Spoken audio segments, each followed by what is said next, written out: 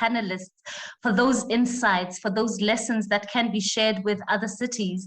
But what I'd like to now focus on is some of the challenges that you've experienced, because we learn from sharing our challenges and how we've overcome them. So a lot of the cities talked about institutionalizing and embedding the SDGs in their development plans, in the way operations are carried out in the cities. What have been some of the challenges in terms of institutionalizing and bringing everyone on board with embedding SDGs at a practical level in each of the cities? Perhaps, Shireen, if you can give us some of the highlights from Umhlatuzi, what have been the challenges in institutionalizing the SDGs? Well, indeed, being in municipalities, in as much as they come with opportunities with localizing the SDGs, is met with constraints, and that emanates from a perspective of there being so many competing priorities of local governments. All right, and so I guess what is required is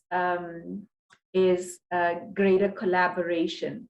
That often, and particularly in the global South, we do have progressive policies guiding, the institutionalization process, whether it's from a climate change perspective or an economic recovery perspective or the SDGs. Those blueprints are there.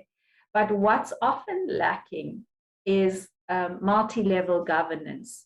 And for somebody to actually take that coordinating role.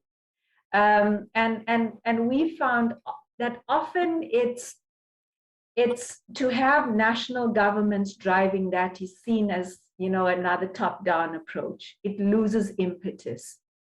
And that's where cities become imperative, because we somehow bridge the gap between, well, even from a global level, from a global, national, subnational level, cities somehow bridge the gap to ordinary civilians, because we're seeing a new politics emerging, and I'm using politics in a different context here, where ordinary civilians are starting to put pressure on governments to be more ambitious. And so I believe that it's at that level where cities plug that gap in bridging the gap from national policy to what it means to an ordinary civilian. Thank you for that perspective and those insights, and really cities as champions for localizing the SDGs, as we're seeing across the world, and in our context on the African continent, it's even more imperative for cities to play that championship role and that intermediary role. Thank you so much. Michael, in the cities that you've done some research what have been the common themes that have emerged around the successes of institutionalizing the SDGs? Has there been a common theme around a specific champion, somebody who's really pushing the agenda, or is it around coordination in terms of bringing in the different role players together? Or what can you tell us about the commonalities across these different, very disparate cities that you've worked across? Thank you so much, Letuboho, for the questions that you've asked. I would want to say that various cities were coming out as champions in various areas. Others were coming out as bringing out good practices in terms of governance and coordination of various stakeholders, horizontally and vertically, because we noted that the multi-level collaboration was very, very important. We noted that even government institutions were not coordinating vertically. So this is something that was very, very crucial And given the different mandates of various institutions, then the city was left unable to engage with certain SDG targets and even indicators simply because of lack of data. And we also noted lack of staff in certain cities, and also issues that could be connected to political cycles.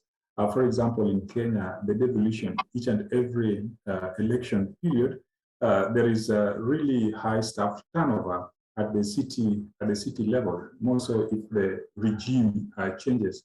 So this creates loss of memory and even consolidation of some of this information. So this, and then movement of staff, lack of staff. This is why we're also suggesting how the researchers can come on board to bridge this gap. Lack of data was also very, very important. We noted that some data was available and we could deal with specific indicators and even targets directly. We realized that data was available, but they needed some adjustments, some kind of analysis so that they can remain relevant to the SDGs. We noted that in certain instances, there was total lack of data, but there was no mechanisms to have this in place, to have the data collected so that we are able to effectively engage with the SDGs. Also, what we noted is in as much as we could come up with a good framework, mainstreaming the SDGs into the policies and development plans, there was weaknesses in the monitoring and evaluation tools. And this we noted from one of the cities that we were dealing with had an external monitoring and evaluation mechanism that was not embedded within the government institutions. So this would enable the city to actually present the implementation processes in a more accurate manner, rather than using the same staff and institution to do evaluation and monitoring of their own work. Yeah. So lack of budget line was also was cutting across, and this was very serious. And in certain areas, we realized that there is each and every city need to prioritize critical areas.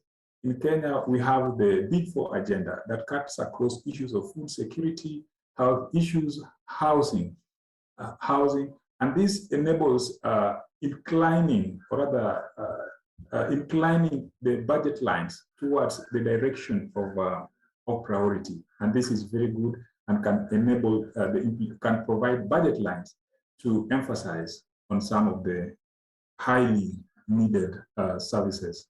Thank you. Thank you so much, Michael, for those challenges that you've outlined. And I think a lot of the colleagues are nodding their heads in agreement that these are some of the issues that we grapple with. However, we've seen with the COVID-19 pandemic, the response can be coordinated. We can have this intergovernmental coordination and like foresight with our different levels of government and different spheres of government. Provendra, can you share a bit more of how that was made possible in eThekwini, and how that can be a learning curve for us to work like that and make that the norm instead of resorting to our old ways of doing things? We saw how bringing resources together, coordinating responses can be effective and can accelerate the trajectory to us becoming more responsive and really embedding the SDGs. Can you give us some of the reflections there on how can we make this the norm? Yeah, thank you, Letamo. It's very difficult in the current context that we find ourselves in. Intergovernmental relations is, I think, the biggest challenge across all municipalities currently. But we were in the fortunate position as being one of the pilots for the district development model. We had sort of institutional mechanisms already set up where the three spheres were actually planning together, were budgeting together, and so forth. So we started to see the fruits of that engagement come through in our implementation moving forward. The district development model provides that opportunity. How you use that opportunity is up to the municipalities. So where do we land ourselves on specific issues, or whether it's catalytic projects, whether it's climate change, and so forth, that needs to be determined and defined by the municipality itself.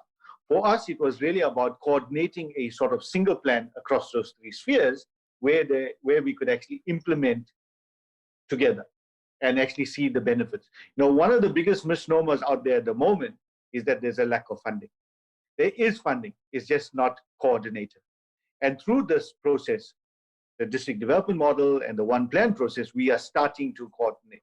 Let me give you an example. So currently in the eThekwini space, there's over 80 billion Rand worth of investment across all spheres of government.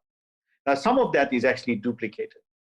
Through this process of DDM, we can actually reduce some of that duplication, but also target across.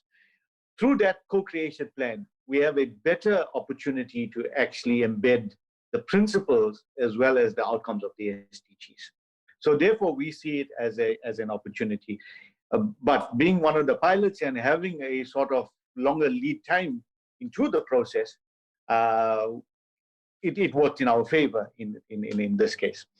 The issue of co-creation is very, very, very important, because we cannot do this alone. And the co-creation is actually across the spheres. It's not only local government, national and provincial, but how do we bring in business as well as your NGOs and your civic society? And I think civil society. I think Sharon brought up a very, very important point. You know, the COVID has actually shown us how we can build better partnerships. With the businesses, we were able to actually coordinate better social investment opportunities and projects within our areas to actually add benefit to the over and above the services that we provide. You know, with civil society, we actually started creating additional partnerships. Those partnerships actually assist in building relationships. You know, government is all about relationship and how you actually work within those relationships. So from that perspective, we found that co-creation actually assists, but co-planning, co-budgeting, co-implementation is actually the key moving forward. Thank you, Lito. Sorry. Thank you so much, Pravendra. Moses, welcome back. If you can give us some of the perspectives from your city, from Accra, what have been some of the institutional mechanisms for embedding, but also this critical issue around partnerships and bringing in stakeholders and recognizing that as cities, we don't have the sole responsibility of doing everything in our cities, but bringing in partners is important.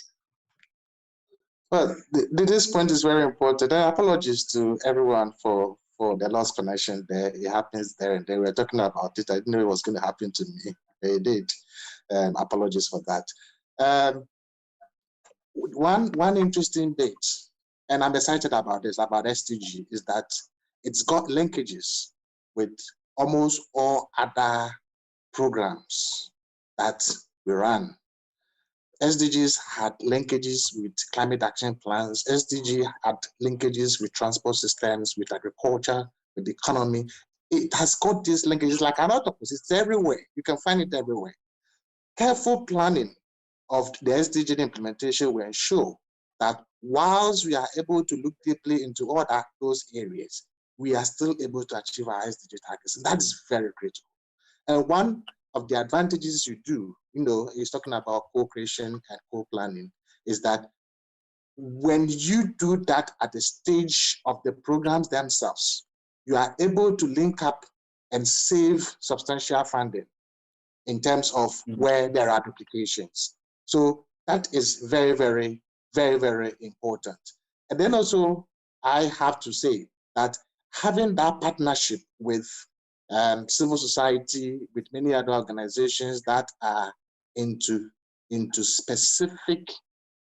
specific areas, whether about climate change, whether in areas of, you know, resettling, you know, those who are sleeping rough on the streets, whether it's about economic development. you are able to bring to bear the entire group of people who are needed to ensure that resources are not wasted, resources are well planned, and that we are able to channel our mega resources into useful areas that advance the SDG, as well as advance the life of those that are affected. Let me add this finally before I leave. That SDG is not about jargons. It's not about all these big projects and the stuff that we're thinking about. At the heart of SDG is people, planning to advance the life of people. And it is therefore important that as we coordinate all the work that we are doing, it is focused in improving the wealth, the well-being, and the people within our cities. Thank you very much. Thank you so much for those valuable contributions, Moses. If I may come back to you, Shireen, this issue of civil society organizations coming to the fore and communities standing up and taking a stand around their own well-being, their livelihoods. How can cities be enablers and not hamper these efforts that civil society and communities are making? How can cities be enablers of entrepreneurship? You mentioned some of the initiatives that your city is taking around waste and the economic opportunities around that. Can you elaborate more on the role of cities in becoming enablers for such initiatives?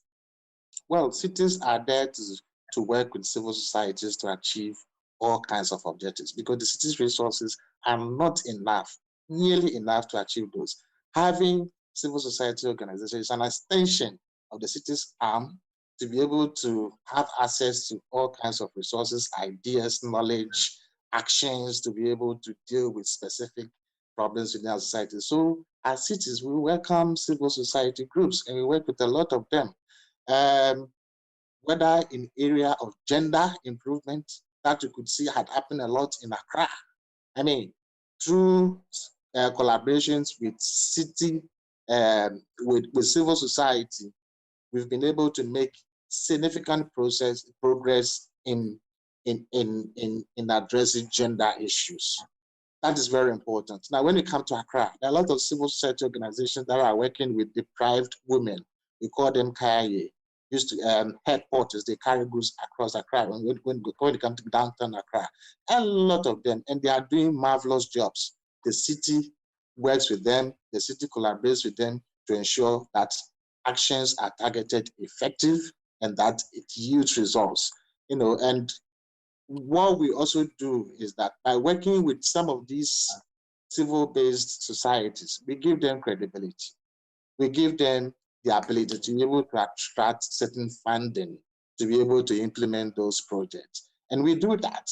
I would also say, before I leave, one interesting aspect, it's something that is very dear to me, is that at the moment, the city is planning a collaborative approach with a civil society organizations to implement ICT-based training in Accra. That I find very interesting, because the World Bank report has shown that, a lot of us don't have knowledge of the use of the computer beyond the basics, and that it is substantial if you are going to advance our ICT ideas, if you are able to use ICT as an anchor to unleash further development, to bring in that additional economic space that is needed to ensure further growth. There is a need to improve on ICT skills. And guess what? It is civil society organizations that is partnering the city to achieve that. Wonderful. Thank you so much for those inputs, Moses. Now going to City of Umhlatuzi. Shireen, can you share some of those insights from your city? Thank you, Diteboho. I think that cities can play a pivotal role in mainstreaming the work of grassroots movements into the SDGs localization process. And there are various levels in which the support can happen. I think first and foremost, the work being done by civil society organizations, NPOs, etc., needs to be better institutionalized. We are unfortunately in very dynamic environments. Priorities change, political terms change, and so institutionalizing these arrangements become pivotal. And we found memorandum of understanding. It doesn't need to be heavily pinned down by legalities, but something to offer surety to communities that the work that they're achieving doesn't disappear into a dark hole, you know. And so the institutionalizing process is critical. And so that somehow makes its ways into local policies. That's one. Secondly, I believe that there are opportunities in repurposing municipal budgets towards the work being done by these civil society actors. Certainly there are also, we found from our experiences, there are greater opportunities for also gainful employment from these very energized groups of groups of people. So it becomes a useful conduit for job absorption, training programs, and so on. And so we found that there's useful synergy as well from the local economic development programs of training and upskilling with these civil society players. Because I mentioned this previously, all well and good, the work being done, but at some point we also need to graduate the efforts of these participants from recycling to now getting involved into, you know, into mainstream industrial processes. And it needn't have to be at a scale of an industry, but to have a chain of graduating from, you know, an informal economy to something more organized provides much hope for some of these civil society players. The last point is monitoring and tracking this work. At some point, we also need to measure the impact of these civil society groups. Monitoring comes with getting a baseline and then tracking the improvements or the impacts that they've had. And that has to happen at some level. I believe at local government level would be an opportune space to start. Thanks. Thank you so much, Shireen. Certainly, monitoring and evaluation is also something that you mentioned, Michael, as some of the challenges that have come up in the cities that you've done research on. So how can cities improve on that data collection, collation, and analysis that will also then help them with monitoring and evaluating the impact of the work that they're doing? Michael? Thank you so much. Once again, we did identify monitoring and evaluation as a very critical component in tracking the implementation process of the SDGs in various cities that we were dealing with. And each and every city that we are dealing with had some sort of way of undertaking this process. But when we looked at these processes, we realized that internal monitoring and evaluation wasn't as that effective because then we realized that the same officers in government, relevant government departments who were implementing these processes were the same officers who were doing the implementation. And this was not bringing the accuracy that would require. And to some extent, there's a possibility of trying to present information that indicates that some progress is being achieved, while in actual sense, there is very little progress. So this we noted from Shimla in India that had an external monitoring and evaluation mechanism, in which case this was done by an institution which was related to the government, of course, and of course contracted by the government to do this particular work. And this, we realized that was bringing a more accurate information about the progress of the evaluation. And we also noted that in terms of data collection, there is need for bringing the institutions together into some collaboration of working relationship. As we noted that data was scattered in various institutions with various mandates. For example, data on water supply and consumption. This would be found in the department responsible for the water supply within the city setup. And also some health information was also could also be got from the health departments. But what we noted is that at the local level, these could not be brought together. We also noted that at the national level, we have the Kenya National Bureau of Statistics in Kenya for that matter, and this was bringing information from the local level and consolidating it at the national level. But the challenge was that when it comes to the reporting scale, the city was not coming out as the reporting scale, but the reporting scale was rather wider than the city. And this was not, so it was not reporting issues that could relate to the SDGs, especially SDG number 11. And therefore, in some of our work, we brought the city into collaboration, with officials from the Kenya National Bureau of Statistics.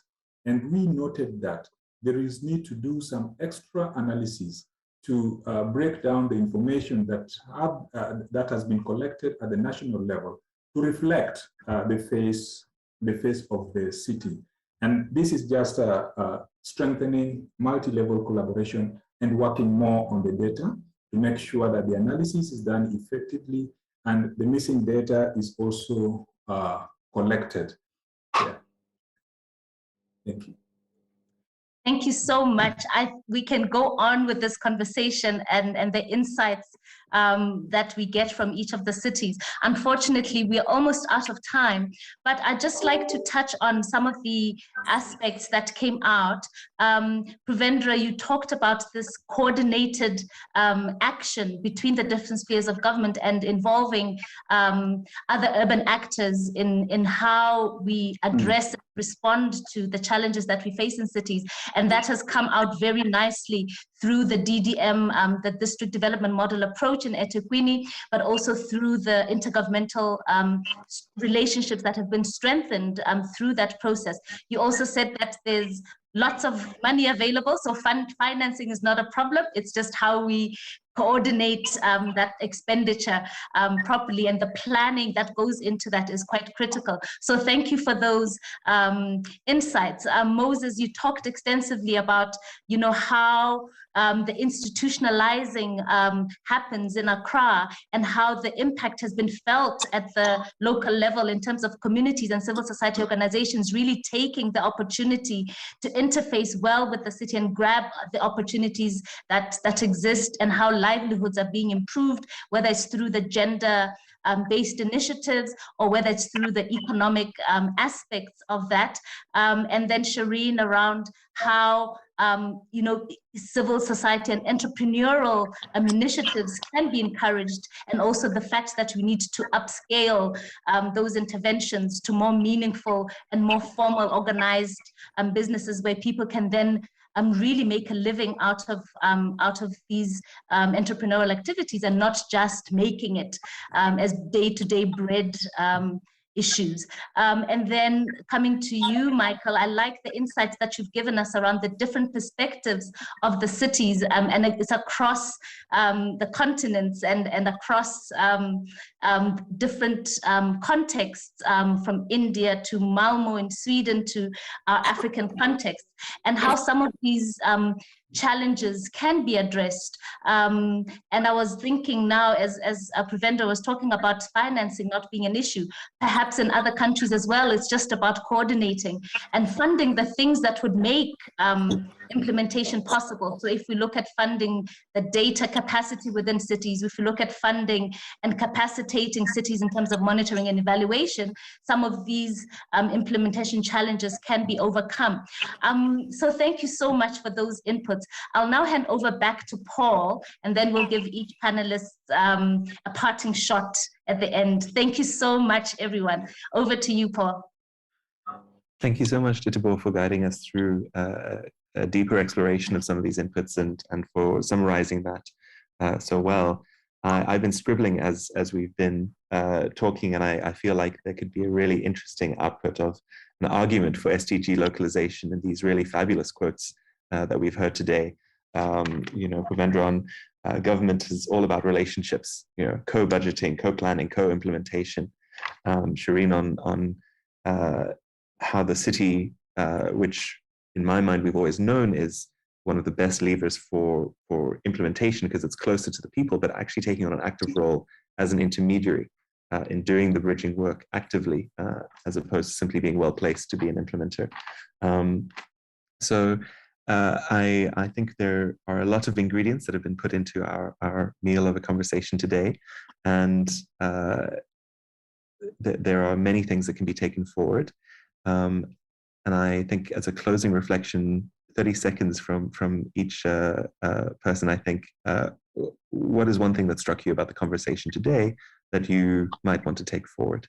And I don't know, Prevendra, if you have your answer on the backside of your notes of how many indicators you touched, but that could be part of your reflection. I think that would be a nice way to close. And maybe we'll go in reverse order. So Ditabo, what would you take forward? And then Moses, Shireen, Michael, and Prevendra. For me, it's the possibilities. Thank you. She's beat you all at 30 seconds. Okay. Moses, what would you take forward in this conversation? Well, for me, is the idea that cities are still committed to SDG and are working hard to implement the SDG.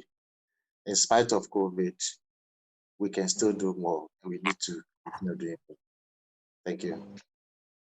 Thanks so much. Shireen? For me, it would be that the leave no one behind catchphrase could be realistically achieved through civil society partnerships, but this too needs to be coordinated. Yes. Thank you so much. I would just present some sort of a question here. Thank you so much, the organizers of this webinar. And my question is, how can you contribute to bringing African cities facing common challenges, to work together, to understand what they are going through, and also to understand and also present their coping mechanism to each other. African cities facing common challenges, having same opportunities to be working together, sharing ideas and experiences. This can be a learning process, city peer-to-peer learning. Thank you. Thanks, Michael. And Prevendra. Okay, so I'll take all the time that was saved for all of the other participants. No, but really, colleagues, we really need to start to change the sort of narrative around SDGs and cities. It's moved on from linkages and alignment and so forth.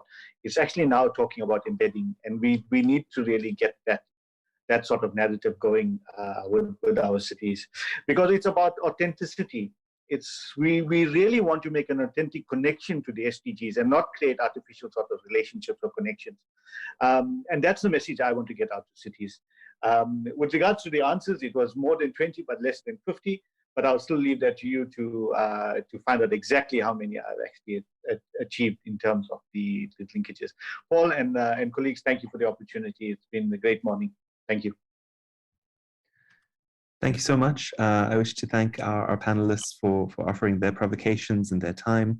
I think this has been a really rich discussion. I'd like to thank the organizers of the Sustainability Summit for thinking of us, and most particularly to thank the participants in this webinar discussion. We hope this has been provocative, and we look forward to seeing you in the next conversations. Thank you so much, everyone.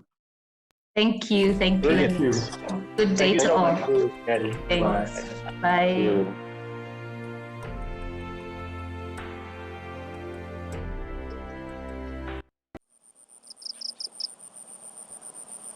Branching out for a green economy. Forests cover 1/3 of the Earth's land area. At the heart of humanity's life support systems, they perform vital functions that make our planet habitable. Without them, we would struggle to survive.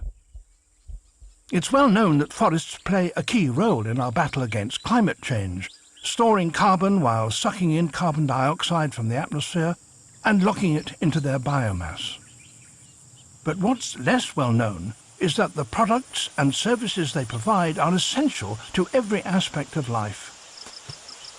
By regulating water for many of the world's rivers, they help secure water quality and supply nearly half of the world's largest cities, from Caracas to New York. They also help decrease the impacts of storms and floods, while helping control erosion.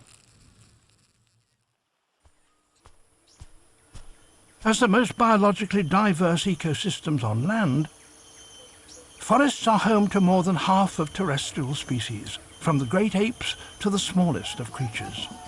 At the same time, they provide homes, security and livelihoods for 60 million indigenous peoples, while contributing to the livelihood of 1.6 billion people worldwide. The impact of forests reaches even further. In many developing countries, more than 80% of total energy consumed by people and industry derives from forests in the form of fuel wood and charcoal. Trade in timber and other forest products is estimated at almost $330 billion a year. The value of the forest multiplies as it's processed into a myriad of products used globally every day. Utilization of its genetic diversity enables progress in healthcare and science.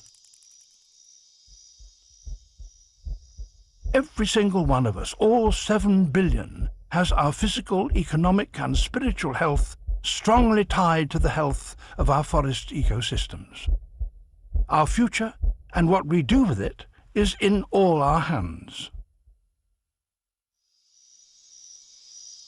Despite the value of natural forests and the benefits they offer, an area the size of 25 football pitches is being destroyed every minute to make way for agriculture, mining and human expansion.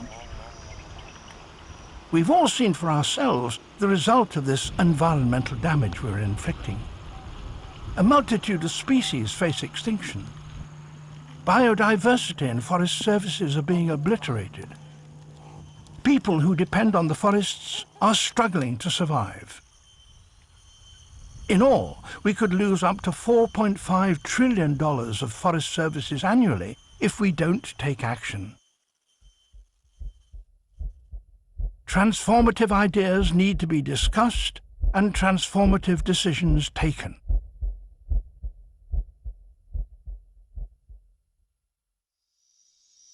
If we can transform our world by controlling climate change and safeguarding biodiversity, we will face a more optimistic future. Protecting the forest will benefit everyone, helping to overcome poverty and achieve sustainability.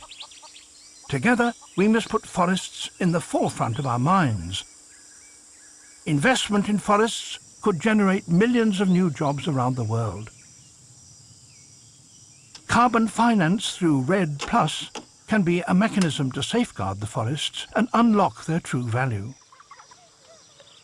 managing forests sustainably needs to become a universal political priority.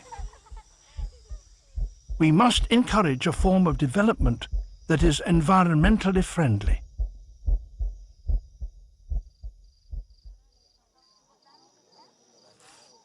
To change our world, we need to create financial incentives to stimulate the growth of low-carbon markets. We should build our knowledge of forest ecosystem services and products. Governments need to work with civil society, indigenous groups, and the private sector to make sustainable forest management financially worthwhile. Countries and their leaders must create a new path towards a sustainable future. We are the first generation of leaders who have the chance to take decisive action, and probably the last generation who have the option not to do so.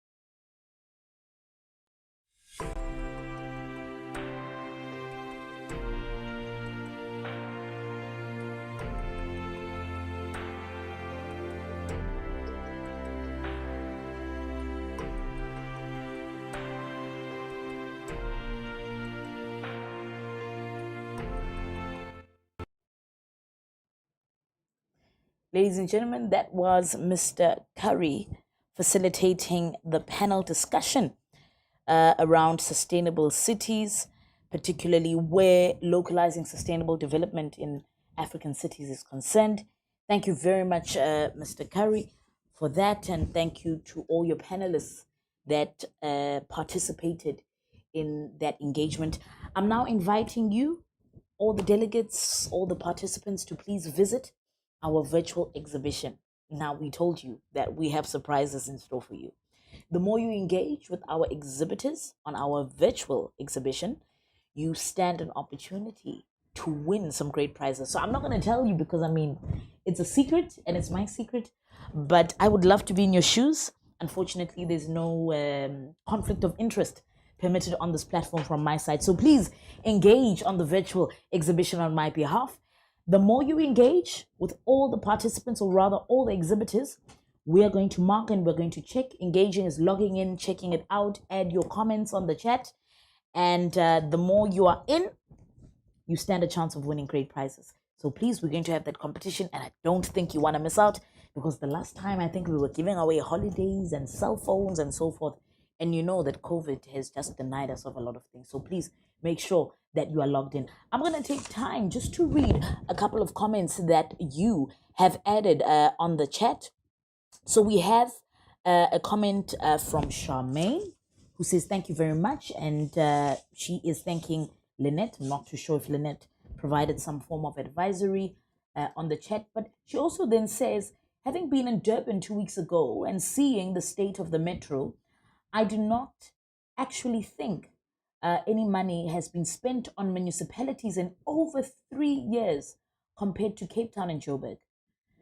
Then she says Durban is a joke right now, including to amount of pipe bursts and sewage blockages. And she goes further to mention that Dr. Michael Oloko is a researcher at Jaramogi Ojinge University of Science and Technology. And I think then she goes to then add Dr. Michael's profile, which is very great for us to know and share in case you want to keep in touch or get in touch with our panelists. We also have Mrs. Shireen Govinder's profile there. So Charmaine, I think maybe just noting on your comment, it is critical for us to then engage on such matters, that why are our cities in a state of dismay? Because really it does affect a lot of the health issues. Earlier on, we heard Sir Anthony, who then mentioned the importance of discussing the impact of climate change. I mean, now we've had issues of drought, issues of famine, issues of locusts have started inculcating or rather infiltrating into Africa. It's pretty scary how these things have risen and have happened over time. I just want to go down to other comments that our participants have left. So we're then told that the screen went frozen and there was no sound. So apologies if you were affected by those feeds. You do know that technology and so forth does have its own challenges. But with regards to that, we've got a lot of participants. So I think there was an overflow which affected the system. But we are back on board. We are back online. Please add your questions on social media. Hashtag SUSWeek21. That is hashtag SUSWeek21 on LinkedIn, on Facebook, and on Twitter. We're looking forward to engaging further. We're going to be having another panel discussion for our day under Sustainable Energy Seminar. And I mean, energy is all around us. How do we use that to convert and to also ensure that other things are produced? We were once told that you could use waste to produce electricity. Who would have thought of that? There's so many devices that are also being manufactured to prevent the deficit of water. And so under sustainable energy, once again, in partnership with DNG, one of our sponsors, and thank you very much to Syngenta, that's also one of our primary sponsors that has engaged with the sustainable cities every single year. So they facilitated or sponsored the previous panel discussion. We now have DNG. So DNG will then be telling us quite a bit about the status of the energy sector in this regard. For example, we have stated and noted here that the potential for increasing renewable energy demand, as well as the electrification of transportation and industrial sector, this includes oil and gas companies, which plan to increase participation in the electricity value chain. They are accelerating energy industry convergence, which is very, very critical. We now have wind energy, solar energy, but the infrastructure development that has to do with solar energy and wind energy and other forms of energy such as hydropower is quite expensive. Can we afford that as the African continent? Can we engage with that subject matter as African governments? It's a good question. And it's not that we don't have the capacity. It's not that we don't have the money, but this begs the question of equitable governance and also leadership. So I look forward to hearing your comments around that. We further have mentioned that these trends may foster collaboration that gives rise to new business models and helps advance energy transition. We need energy transition, and all of you have encountered the issue of load shedding. We don't really need it, or we don't really need to have it. So this is where this discussion then becomes critical when we speak about energy transition and also other forms of developing energy, particularly electricity as well. Governments should bear in mind the structural benefits of increasingly competitive renewables, such as economic development and job creation, while also reducing emissions and fostering technological innovation. And we know with the gas emissions, or rather carbon emissions, it does, in retrospect, affect our health. So how do we come with innovations that could circumvent some of those challenges? Furthermore, research is focusing on which companies are developing low carbon revenue streams by investing in renewables, whether or not they're expanding their fossil fuel operations, and how threatened their current business is to the potential decline in oil demand. National approaches are not enough to achieve the change that we need. This is very, very critical. So it means we need to think globally. That means better mechanisms to coordinate and support emerging and developing economies so that they have rapid access to the know-how, financing, technologies to also provide clean and reliable energy for all citizens. So I look forward to this panel discussion, particularly where regional economies are concerned. How do we build our towns? How do we build rural areas where it comes to capacitating them? with energy. I mean, we know that we have JoJo tanks, we have water tanks. Now in rural communities, they're starting projects with solar energy. But how can communities own the value chain to creating their regional economies or to creating their communal economies, making sure that they don't just rely on government or the private sector, but they build capacity on their own? So I look forward to DNG Energy guiding us on those matters. So ladies and gentlemen, we're going to head to a couple of videos that could help you be more informed about some of our exhibitors, and also please take contacts, network and make connections. Let's hear about the projects that you have. Let's hear about the opportunities that you are looking for. Let's hear about the engagements that you wish for us to have on these platforms. Please also send your questions for your panels and we'll be sure to answer them. I mean, we've got our facilitator Lungile Mashele, who's an energy specialist from the Development Bank of Southern Africa, and they will be facilitating this particular panel discussion.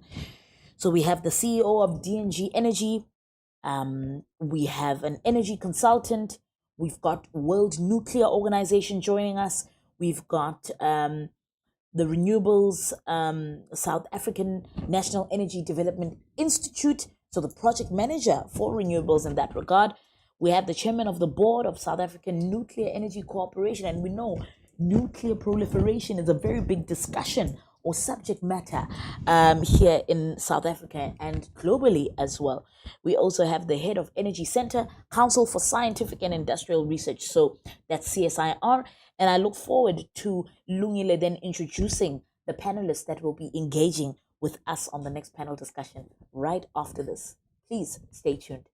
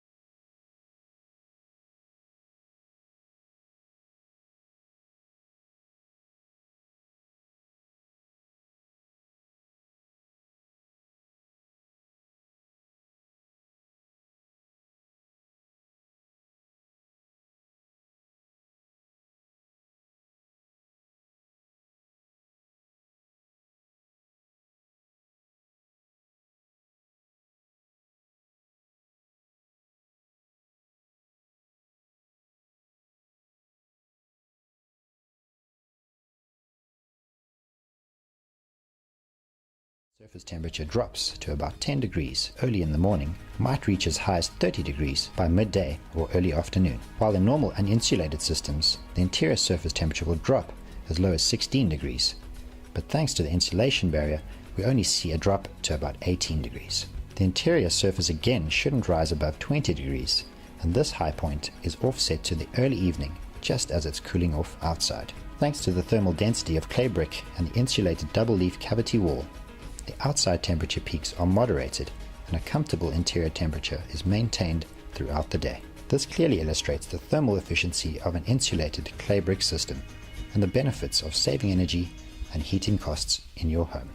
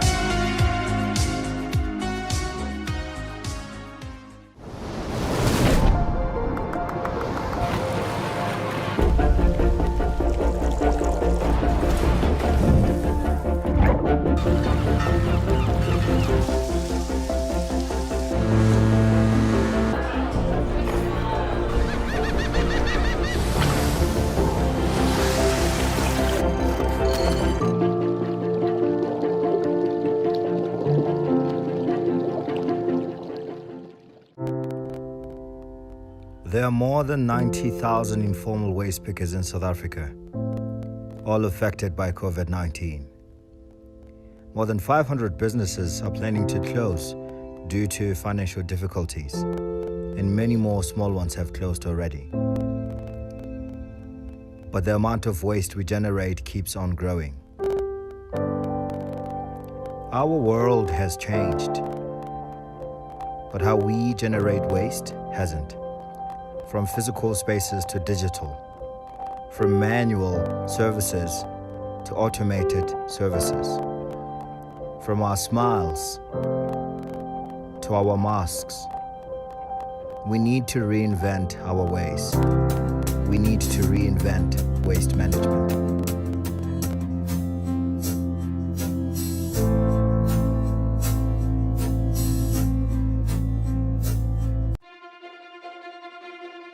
At first glance, Tetra Pak packaging material looks pretty straightforward. It's just cardboard, right? Wrong. Packaging material is so much more than that. There's a whole science behind it. In order to package everything from the most sensitive dairy products to the most acidic of juices in an increasing number of different package shapes and sizes, with different openings and closures, and to keep the product safe throughout its shelf life, the packaging material has to be just right. It all begins with the sourcing of paperboard, aluminium foil, polymers, and ink. Then, in factories around the world, the materials are combined using a series of sophisticated technologies. First, we print our customer's design on the paperboard using one of 5 different printing techniques. Then we score crease lines on it, making it possible to form perfectly shaped packages. Next, we laminate it at high speed. And finally, we slit the big rolls down to the right size for our filling machines. The result is our product, packaging material with a smart multi-layer structure. Each layer helps protect the food or drink inside the package in its own way. The outermost layer of polymer protects the package from moisture. The paperboard gives it strength and rigidity. In our aseptic packages, a second layer of polymer glues the paper to the foil, which in turn acts as a barrier against light and oxygen, and enables induction sealing. Finally, the inner layers of polymer protect the package from the product inside.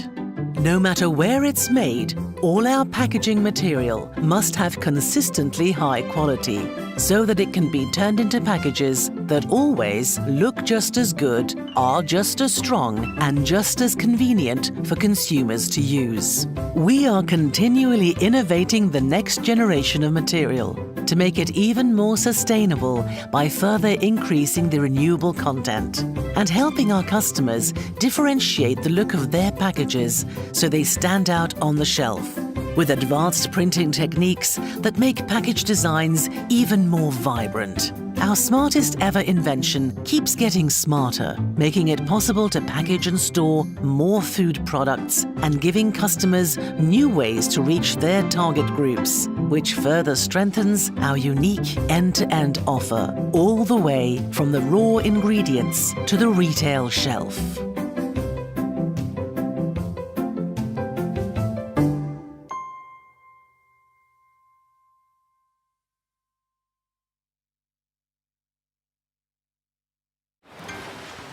People have relied on the oceans as a source of food and for their livelihoods for thousands of years. As technology has advanced, we have become capable of fishing more intensively. So looking after the oceans and the resources they provide is more important now than ever before. If the oceans are to be healthy, productive and full of fish in the future, we have to fish sustainably. Sustainable fishing reduces environmental impacts, leaves more fish in the sea and harms fewer marine animals. Sustainable fisheries have good management practices. The Marine Stewardship Council standard allows fisheries to show that they are well managed and that they fish in a sustainable way. The MSC standard is open to all fisheries that would like to be recognised as sustainable. To be certified as sustainable, a fishery must be able to meet all 3 principles of the MSC standard. The fishery must leave enough fish in the sea so that stocks can reproduce and fishing can go on forever. Fishing operations need to be managed so that the wider marine environment, other plants, animals and habitat, can flourish and support life. The fishery must have good management in place. The MSC uses its blue eco-label to identify seafood that has come from sustainable fisheries certified to its standard. The eco-label is already displayed on tens of thousands of products in over 100 countries around the world. Consumers who want to play their part in maintaining and improving the health of the oceans can look for and choose seafood with a distinctive blue MSC eco-label. It is vital that we safeguard the ocean's resources and protect people's livelihoods for the future. To do this, we need to work together.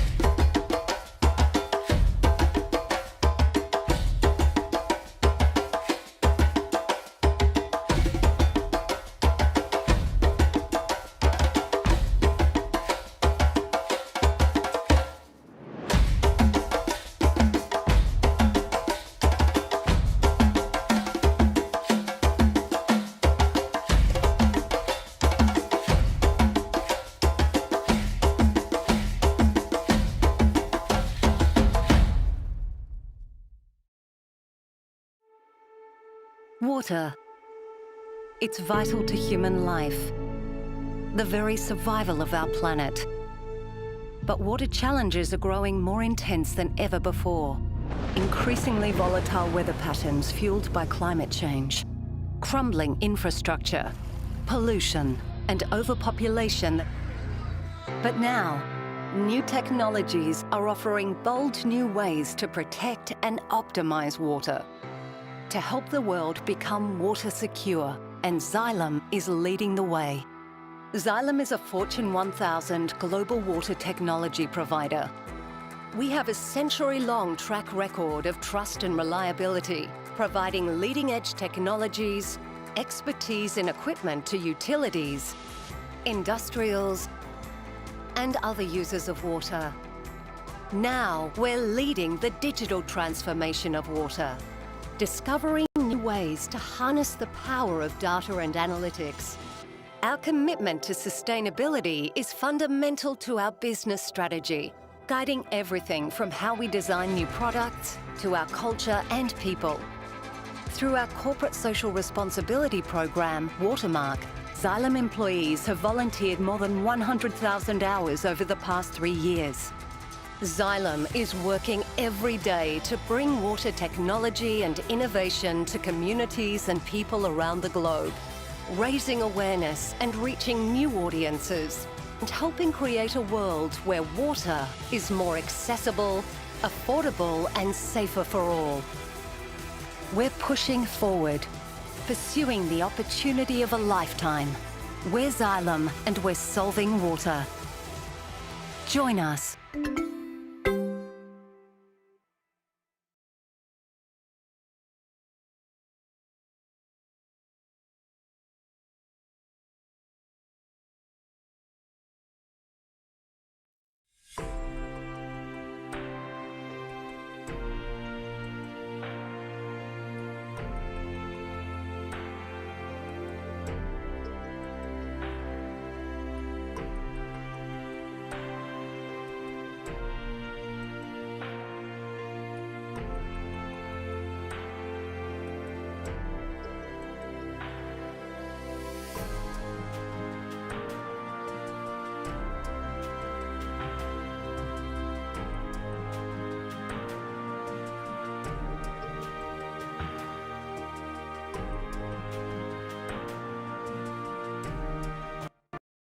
Fantastic. Ladies and gentlemen, welcome back. I don't know back to what, maybe it's a virtual tea break or virtual snack break, but anyway, welcome back. And thank you very much for tuning in. I hope you did enjoy our previous panel discussions with Sanjenta, talking about sustainable cities, particularly where the development agenda of cities is concerned. I did promise you another rigorous discussion and a very fruitful one, which is proudly sponsored by DNG Energy. We'll be talking sustainable energy. So I'm going to hand over to our facilitator for this panel discussion. She goes by the name of Ms. Lungile Mashele, who's an energy specialist from the Development Bank of Southern Africa, and she will be leading our panel discussion alongside her panelists, and she'll be introducing them as well. I really, really look forward to hearing more. Over to you, Lungile, and welcome to all of you. Thank you very, very much. I'd like to welcome you to our very exciting panel, where we'll be discussing sustainable energy mix for South Africa. I have a very prolific, exciting, amazing group of panelists, some of the most prolific experts in the industry, from gas, from nuclear, so expect very heated, explosive conversations. I'm going to ask each of my panelists to introduce themselves as well as their affiliation, and perhaps just a brief overview of what in their minds is perhaps the sustainable energy mix. I'm going to start with Eldworth, who is the CEO of DNG Energy. Over to you, Eldworth. Good morning, everyone. As we say in my language, Abusheni. And by me saying Abusheni, that is sustainable because I am saying that our language matters. So that is what sustainable inclusion means. It means that every bit of energy that's supposed to contribute to our growth matters. So in a nutshell, we are gas people, right? I come from a firm called DNG Energy. Our primary focus is supplying sustainable LNG to the market with a view of producing gas to power, right? And we do that because we believe it plays an important role in terms of creating a sustainable energy mix. And that is my hat. I'm sticking to it for the rest of the round. Thank you so much. Over to you, David. Okay, good morning, everyone. My name is David Nichols. I'm formally retired, but I spent 34 years at Eskom, ending up mainly in the nuclear field, ending up being the Chief Nuclear Officer of Eskom. I retired at the end of 2018. I'm now actually the chair of NECSA, which is the South African Nuclear Energy Corporation. And I also lecture at Vincent other bits and pieces. What is my position? My position is very simple. Sustainable energy means two things. It's sustainable for the environment, and that clearly is the big issue, and also sustainable for the economy. And I think it's important that an economy drives now increasingly on reliable electricity 24/7. We can see the problems in Europe now where they're having major crisis on their gas supply because of cost of LNG and things. And there's a crisis in South Africa since 2006. Our industry has been curtailed because there's no power to power new heavy industry. You can show by simple graphs that we are about 20,000 megawatts short on peak capacity, on peak consumption, and that's affects the GDP, which is about 1/3 lower than it should be because of that. But the driving force now in the country is to, inside that need for reliable 24/7 power, to look at the replacement of our coal fleet, which is some 34,000 megawatts going off stream between now and 2040, 2045. And my position is simple. I look at the world experience. I do spreadsheets. We all do that. We all have our little models. But essentially, if the model can't reflect reality, then you've got a real challenge on your hands. And my view is very simply that internationally, the modern new solution of renewables plus a bit of this and a bit of that have not worked anywhere in the world. The countries that have got themselves into a stable, reasonable cost, low environmental situation are those with either a combination of large hydro and or nuclear. And the examples that leap to mind is France is obvious. I'll stop there and move on. We'll definitely get there, that optimal mix and looking at the environmental, social issues, just energy transition. But perhaps let me hand over to Carl, who can then introduce himself. Yeah, it's interesting. Good afternoon, everybody, or not yet afternoon. Good morning. I make this mistake twice today, but don't make too many more. But anyway, it sounds very similar, Dave. My sort of background to yours. I didn't spend 33 years in one company. I spent about 34, I think you said, 33 years in energy at various companies, starting with the National Energy Council many years back, and now working with the Western Cape government to see if we can electrify their fleet of vehicles, writing strategies and testing vehicles and doing all kinds of interesting things that are very close to my heart. What I would like to add in terms of sustainable energy is that we should not forget about the small guys, the guys that are not connected to the grid, the guys that are not able to afford what everybody else, maybe the average person, can afford. So I'm looking at solutions that people can do themselves, solutions that might be a bit costly to start off with, but then saves you a lot of money during its operational life. So I am off the grid. I power my home with solar panels, and I also power my car with sunshine. I drive electric and I charge my car using solar panels. We have double the radiation in South Africa than they have in Germany, so that's quite great in South Africa. We can get away with half the amount of solar panels to produce the same energy they do in Germany, for instance. So I would like to take this further, and I would like to see if I can make this affordable to people in Africa. I see Africa as the market that I would like to approach. And of course, you have to do it yourself first before you can ask other people to see yourself as an example. And that's what I'm trying to do.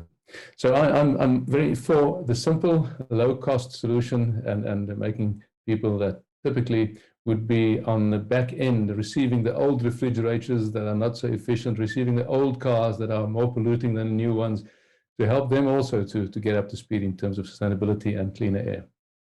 Thank you, Carl. We're definitely going to come back to you on finding solutions for Africa, where we know that 60% of our population do not have electricity, and how can they do that in an affordable and a sustainable manner.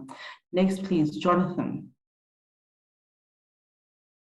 Thank you very much. My name's Jonathan Cobb. I'm the Senior Communication Manager at Weldonker Association, and I've been studying the field of climate change and sustainable development for the past 20 years. I think I'll pick up on the points made by speakers already. It is sustainable development. Two things are required. Energy brings benefits. Energy brings health. Energy helps people get better educations.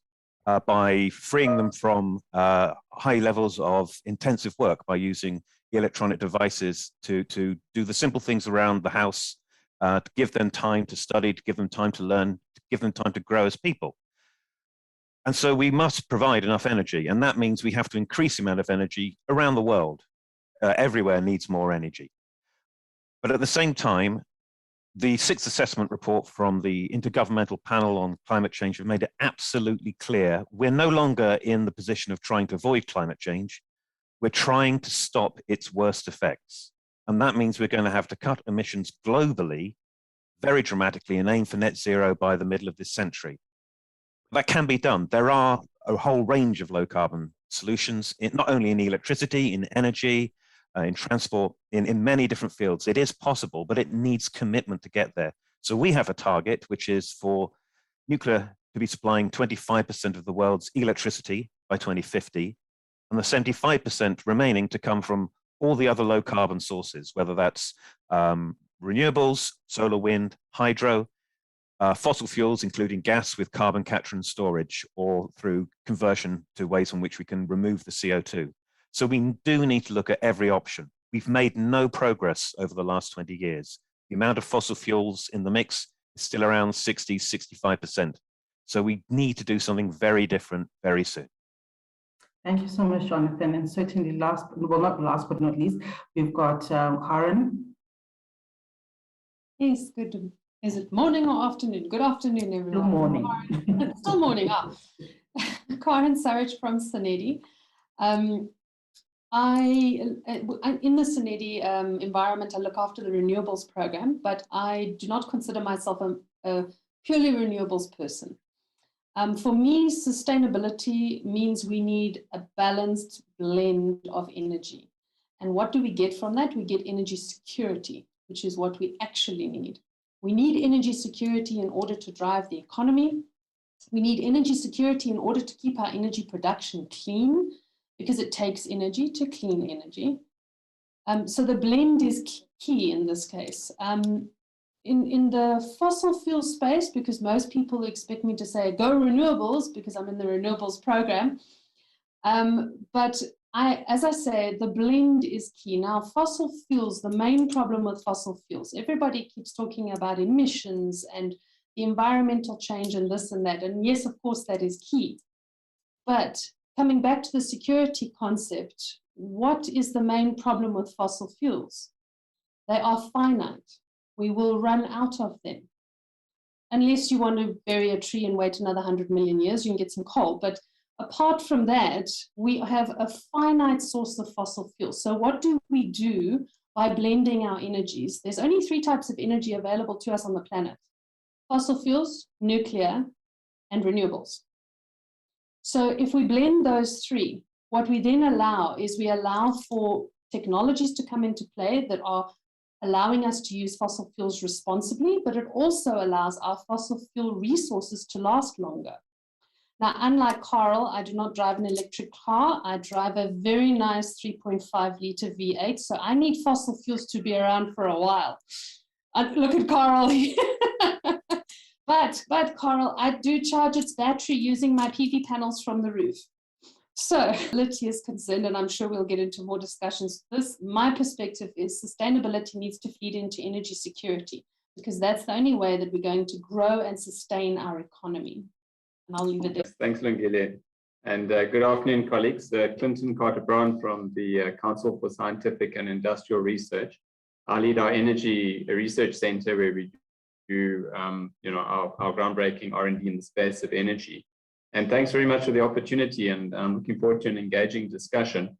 I think the nature of the discussion has really shifted in recent years. If we were having this discussion a few years ago, it would have been, are we going to continue with coal? What is the future energy? Is it coal? Is it clean coal? Is it renewables, nuclear? I mean, really important discussions.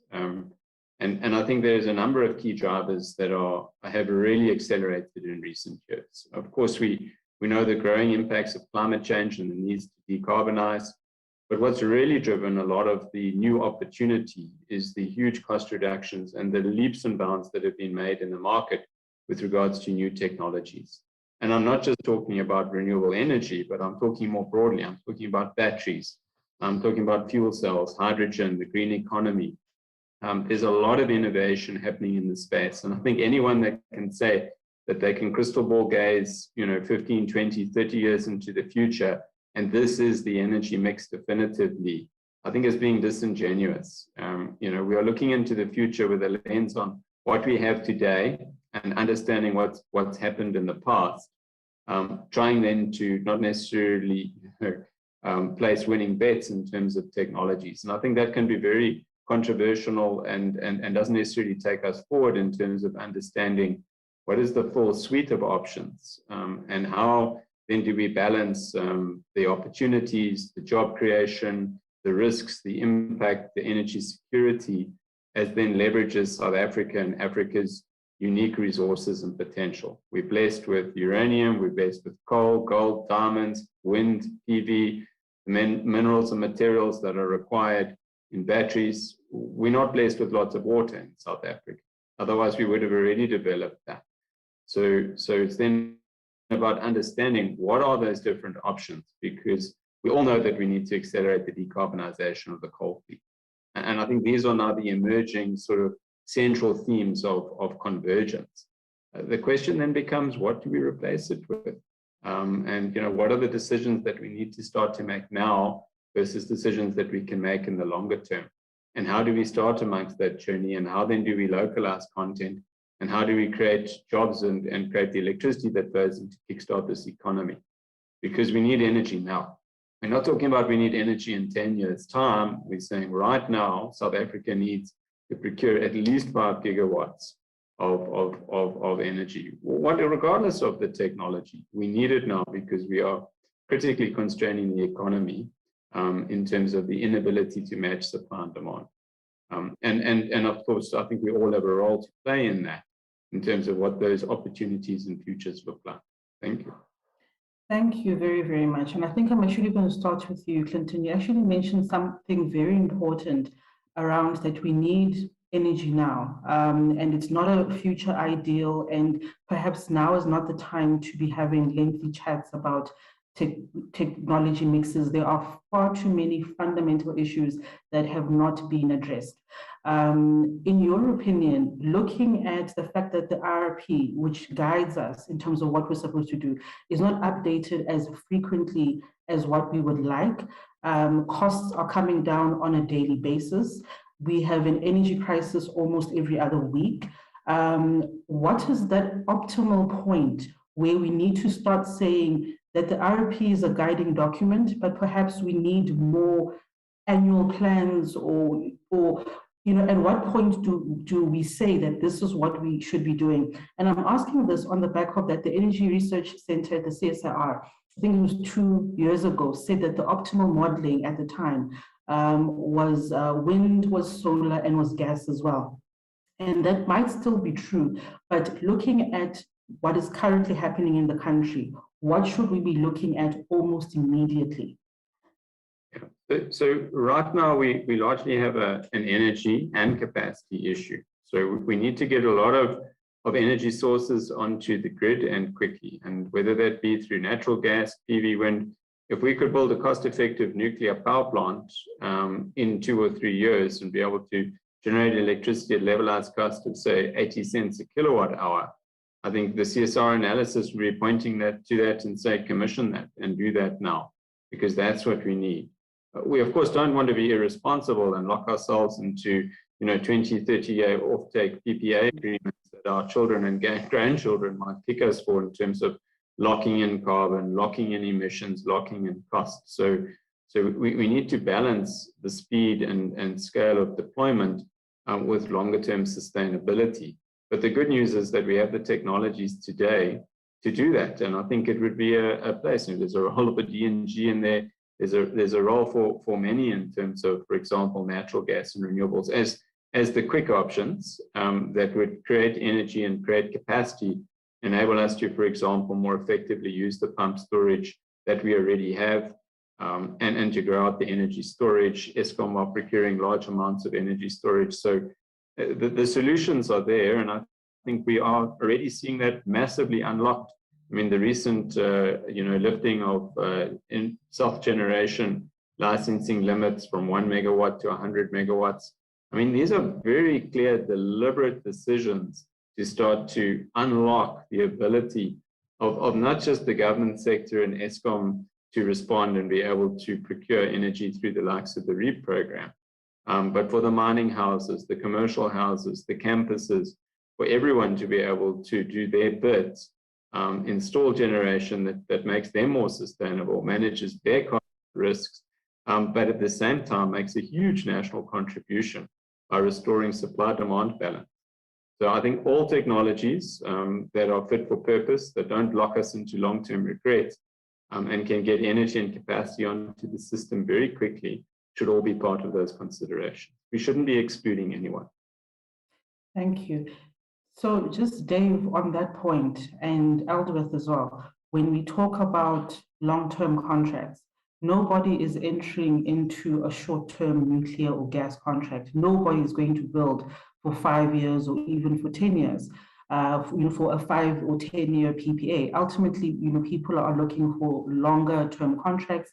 What do we do in that particular instance? And I'll start with Dave. I think the first thing to point out is that people say I had a discussion a few weeks ago with somebody, and he was saying, we cannot worry long term, your solution is 2030 plus. We haven't got time to think about that now. And my response is very simple. We are in the problem we are now because in the mid-1990s, ESCOM said we need more capacity in 2007 and was told, no, the free market would do it. ESCOM, we changed the energy model of this country in about 98 theoretically, when we said ESCOM will not be the builder, ESCOM's not the supplier, it is the free market. So the answer to the question is, I think we've got to separate out, there's going to have to be, and there has to be in every process, two discrete sets of plans. One plan, as Clinton was saying, is we have crippled the economy for the last 15 years. If you look at our GDP and our power demand curve, the unemployment is a function of the energy policy of the 1990s to a large extent. Because we didn't build large industry, because industry doesn't build that power. So we have a short-term crisis, and to use a word that is going to, I'm sure, be brought up by somebody, but I'll bring it up. So the idea of bringing a power ship in and plugging it in and taking 1,000 megawatts in that way is a medium-term activity. We can argue how long it should be, 5 years, 10 years, whatever it is. But we must still be putting in place the solution for what gets us back to a situation where we have abundant low-cost energy to feed the economy. And no major project, I'll be realistic, no major project, be it gas or coal or nuclear, even in a sense, renewables, and I'll come and say, is going to happen in the next 10 years. Because if you look at those differently, nuclear we know about. Gas, we've got to build a significant infrastructure of gas storage. We all forget about the gas supply is one thing, but the biggest issue in gas is the massive infrastructural storage that they have in Europe and the States that allows the gas system to function in the way it functions.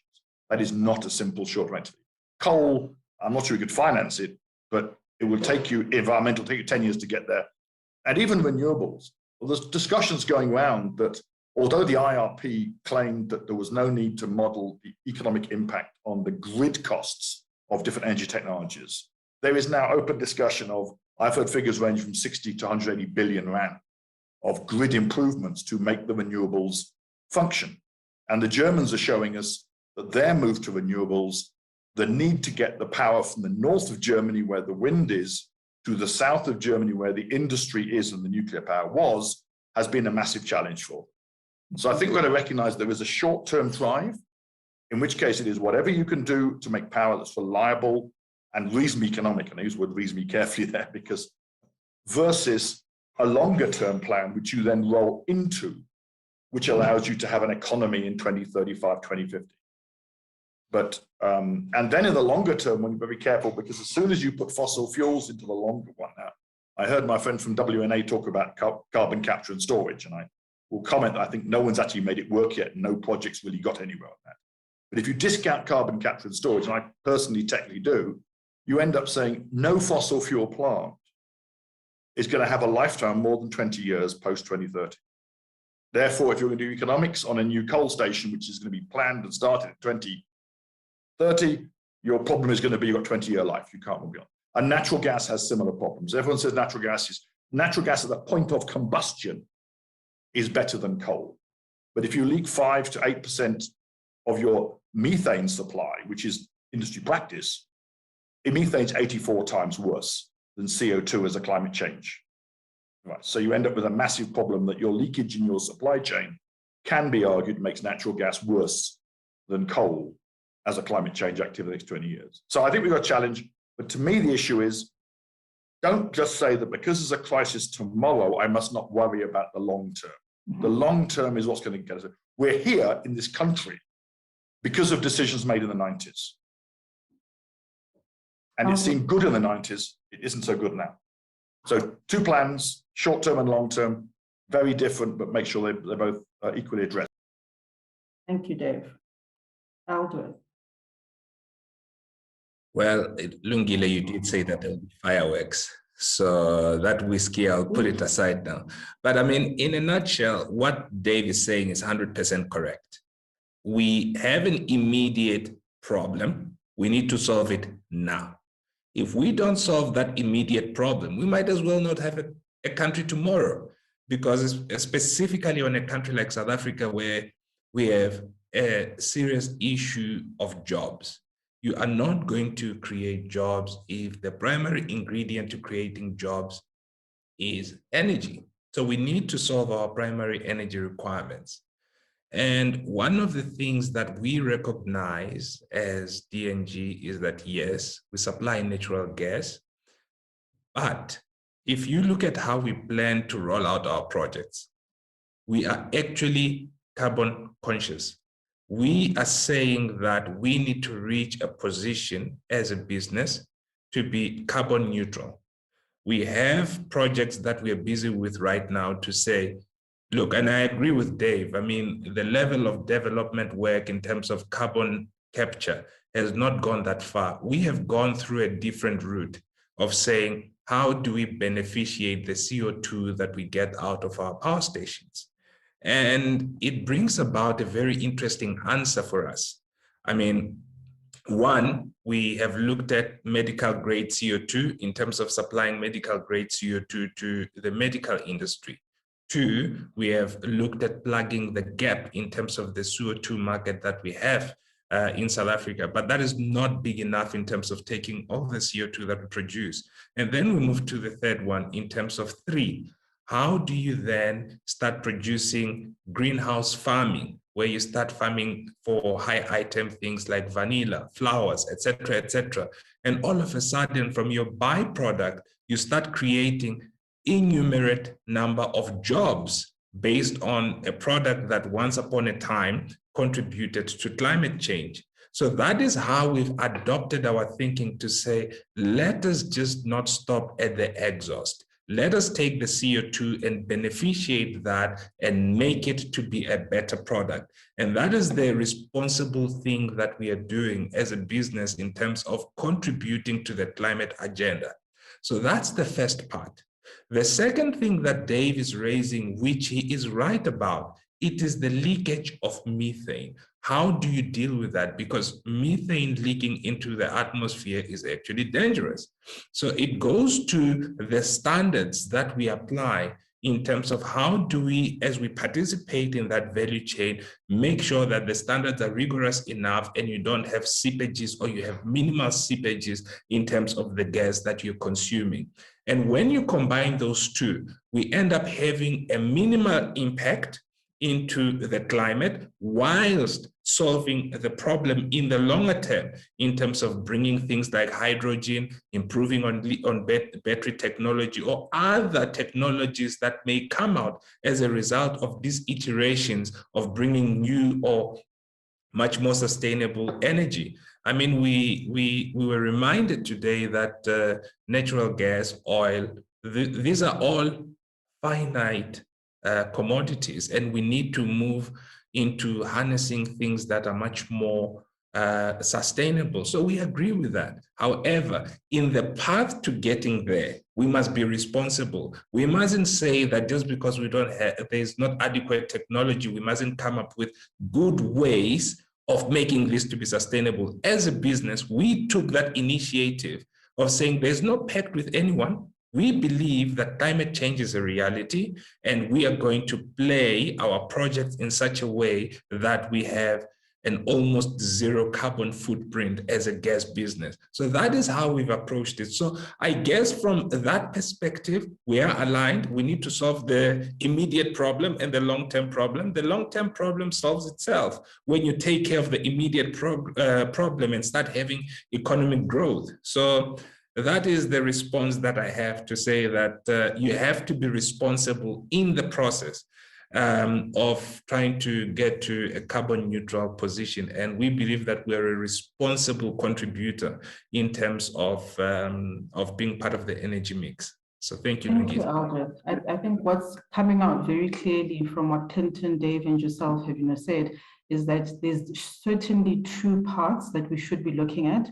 One is the immediate, we have a crisis on our hands and we need to solve for it immediately in any way that we possibly can, with considerations obviously for environmental impacts, the economy, but of course there is the longer term view. And it's in that longer term view where we need to now start saying, where does South Africa see up driving to this, is around the just energy transition that I'm sure many of you are aware of, that Eskom has been embarking on. And they've come out to say that to drive their just energy transition, they're going to need about 400 billion rand. This is conversion of the coal fleet into gas. This is obviously new renewable plants, number of different initiatives. And my question to you, Carl, is that does this address Africa's issues, number one? So I understand the just energy transition at a philosophical level, but is somebody who's sitting in Inanda, in KZN, going to benefit in any way? What does it mean for them? Many countries have embarked on this just energy transition. We've seen what the electricity costs or the tariffs have UK recently with the gas in practical terms for somebody in rural South Africa. Carl, do you want to go? Well, you asked the question to me and Karen. Doesn't she want to go first, maybe? Ladies first, but I'm welcome to go if she wants to think about it, Bart. No, that's fine, Carl, go ahead. Okay, yeah, people are not all the same. People are not equally connected. Access to energy is not everywhere. We need energy to do work. We heard about the impact of energy on the economy, and I think it's directly related. And sometimes when your economy grows and the energy is not there, you are stifled. You cannot go anywhere. It becomes expensive. And of course, we want to put our plants where the energy is available at the highest level. We want to put all our solar plants in the Northern Cape or in the Kalahari Desert and wind farms in the north of Germany, and then we're going to transport all that energy back to where people are using it. Fortunately, in South Africa, it is not really needed because we have so much sunshine all over the place. We don't have to put every solar power station in the Northern Cape. And we have many roofs in Gauteng, for instance. I mean, and that'll help the distribution system, that'll help the reticulation system, because we have aged, old distribution and reticulation systems. If we want to transport all that energy, I think the wires are going to be under strain. Do something fast, and the solution in the short term